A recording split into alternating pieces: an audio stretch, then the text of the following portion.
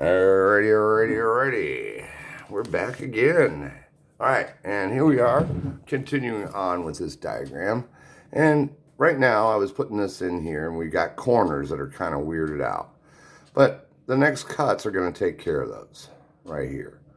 So we're going to be bringing these angles in here. You can see the first cut that I just did, that's going to be coming in small. So we're going to be taking some down here. Hopefully we get as much as we can out of this. And we're going to begin now. Hope the weather is nice where you're at. I wish everybody a happy holiday. We've got a lot of snow here. It's supposed to get really cold. And these are working on the fours is what I call them.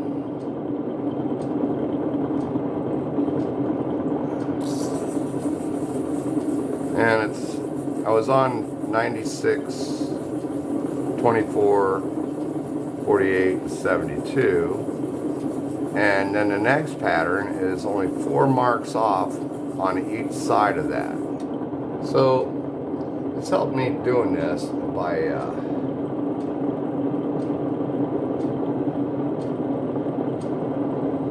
right, that's coming in fairly nice, really. I'm liking how this is working. So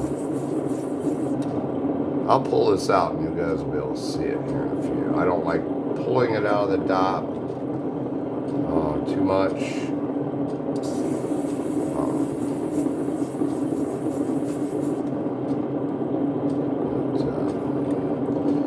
Because it can change things a little. But this is a Facetron.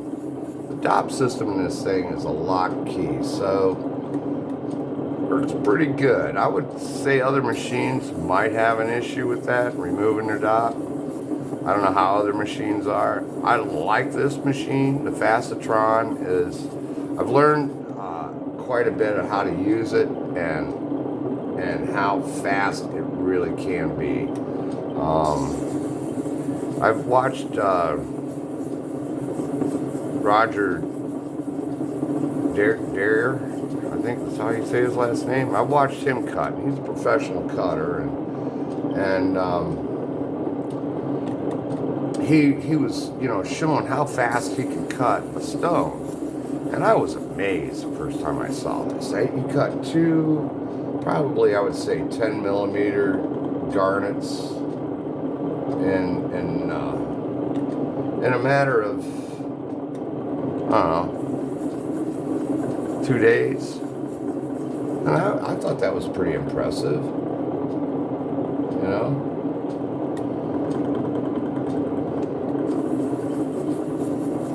And, you know, okay, so, all right, now I'll stop this and show you where we're at. You know, after we've done all this little bit of work, and this is where shaping the stone comes on in. So, I don't know, try to get some better light here. And you can hopefully see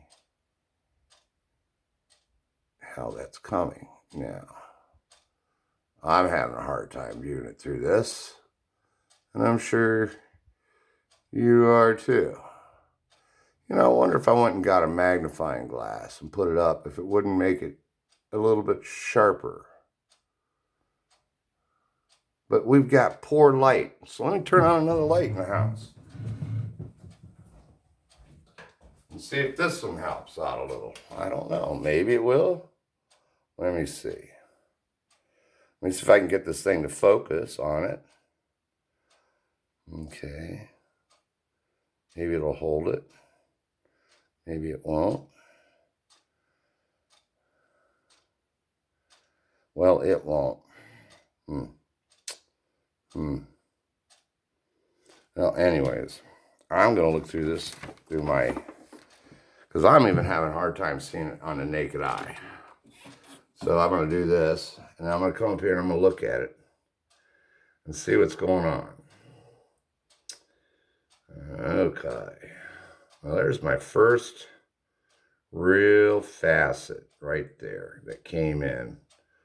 And that's on here. Now, the problem is I don't know where I'm at on the dot with this process. I can see a crack when I come down in the crown that I'll be dealing with. I see another imperfection. Here's another one. And right now, we're good. So this is the size it's going to be. It looks like there's a little bit right here in the stone chip down here, but I have a girdle. There's a girdle and a girdle. So the only thing I got to do is finish off this, and then we're moving on to the next. Shoot, there's not many more to go here on this, really. Facets, but all I think I've got to do now is look where I'm at here and see which ones I got to do. All right, and there. I'm going to say that those facets are going to help flatten that out some way, somehow, possibly. But what I'm going to do here is we're going to make sure these are all... Okay, so.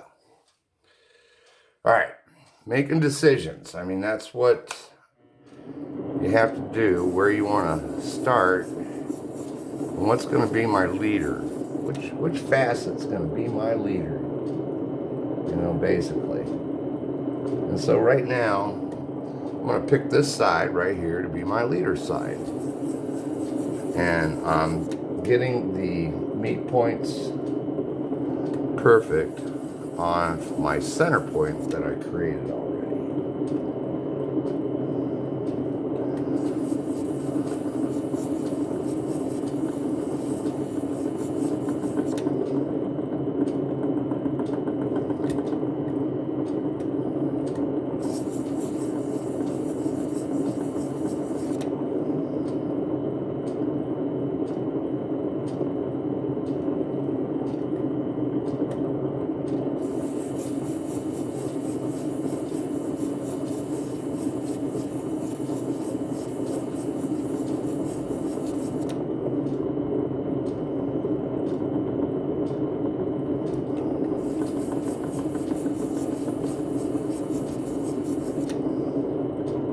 Finding out something here, I can tell you that, which is pretty cool.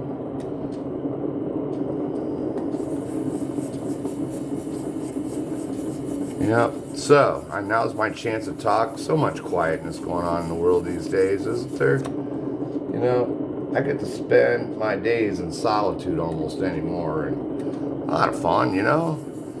But having a hobby like this is kind of fun. You know, I was really seriously considering it, you know, that I feel as though I could teach how to do this relatively cool art if somebody's willing to want to learn. I actually have an extra room in my house, and I'm starting to entertain the idea that I could probably, you know, teach this. I've never took a lesson, but the people that I've witnessed and where I've learned, I figure I've learned from the best. And I'm pretty meticulous about how I learn. And I like hands-on learning more than anything. And so really has helped me evolve also as a person, which I run businesses also. This is a hobby, but it's turning into, which I was hoping that would turn into a lucrative business also, you know, like most hobbies do. You get proficient at it, you do something 100 times, well, you're gonna get good at it. I don't care how you go about it, you know. So right now I feel confident that we've got a decent stone to work with.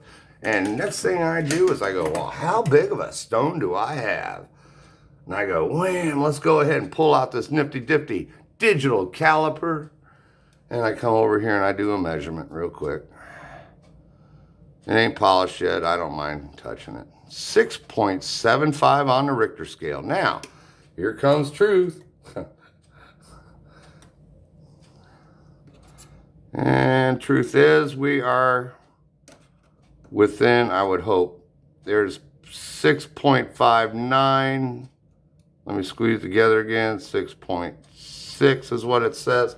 Let's take another measurement here again. On the other side, since this is a cushion. And we're at 6.7. So, you know, we're maybe, well, there's 6.6. If I move it around a little bit, it goes down to that. So I must not have been on it good. So we'll take one more. You know, you can never measure enough, really, sometimes. You know, and the Facet world is like, yeah, you should really measure like twice, 3 times. See, there's 6.5. So I'm really like within 0.1, which is good tolerance. You know, those are decent tolerances. When you get in those tolerances there, when you start polishing, everything comes in a whole lot better. So the next thing I'm going to do is I'm going to go hit the 43. And we're going to watch this stuff come in rather quick. And I will post this video. And then we'll go into what I call the pre-polish. I think that's what everybody calls it. I really do. And so what we're doing right now is we are shaping everything. We are cutting our stone is what we're doing. We are setting up this stone for perfection right now. And that's what this whole process here is so key important to the quality of your cuts. And so we're doing the same management skills here as we were before. I come up to my nifty difty micrometer and I bring it all the way back to the top. The stone is not touching. I lower my micrometer. I touch the lap. I look and I see how much I'm taking.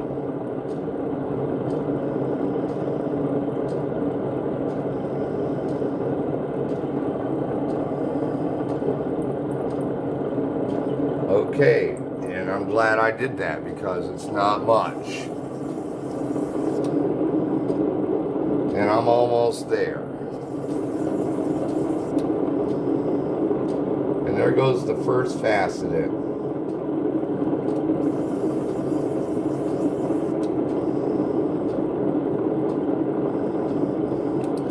I do not mind overcutting a little bit in this process.